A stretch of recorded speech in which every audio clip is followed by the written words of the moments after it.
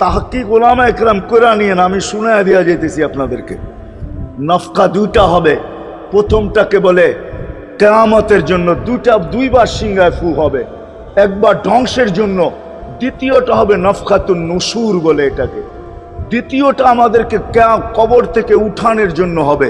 কিন্তু সব মারা যাবে, আল্লাহ চারজনকে পয়দা করবেন কুদরত দিয়া, জিবরিল, মিকাইল, ইসরাফিল, মালাকুল মউত, চারজনকে পয়দা করবেন।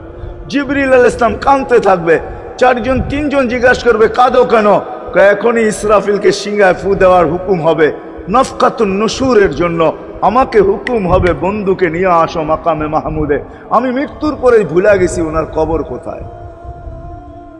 তিনজন বলবে জমিনকে জিজ্ঞাসা করো, তো জমিনকে জিজ্ঞাসা করবে, জমিন বলবে কাদ দাক্কানি আল্লাহু দাক্কা ফানাসিতু, প্রথম সিংহায় ফুতে আল্লাহ এরকম ছানছেন, আমিও ভুলে গেছি রাখছি কোথায়।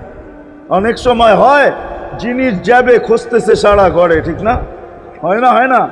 হ্যাঁ, জিনিস জ্যাবের ভিতরে, পকেটের ভিতরে, কিন্তু খুঁজতেছে সারা ঘরে খুঁজতেছে।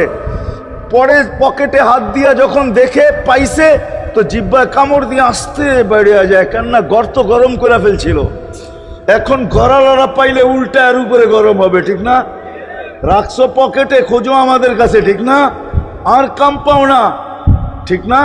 এখন এর উপরে চড়াই হবে। তো জমিন বলে আমিও ভুলে গেছি। ওই দিন আল্লাহ রসুলের কবর থেকে নূর বাহির হবে, নূর নূর নূর নূর, হাত্তা ইয়াসাদ আরশার রহমান, আল্লাহর আরশ পর্যন্ত পৌঁছবে, হুকুম হবে নিয়ে আসো। আসবে জিবরিল আলাইহিস সালাম, মারবে পর, চিনা মারবে পর, আর বলবে কুম ইয়া হাবিবার রহমান, আল্লাহর বন্ধু ওঠেন, ও মাধবদীর মানুষ, আপনার আমার হাবিব, আপনার আমার রসুল, যার আদর্শ আমাদের কদমে কদমে প্রয়োজন নিজের এই জীবনটাকে গ্রহণযোগ্যতা পর্যন্ত পৌঁছানোর জন্য, উনি কবর থেকে উঠবে, ওয়াহুয়া ইয়াবকি ওয়া ইয়াকুল, কাঁদতে কাঁদতে উঠবেন আর বলতে বলতে উঠবেন, জিবরিল আইনা উম্মতি, আমার উম্মত কোথায়? হায় হায় হায়।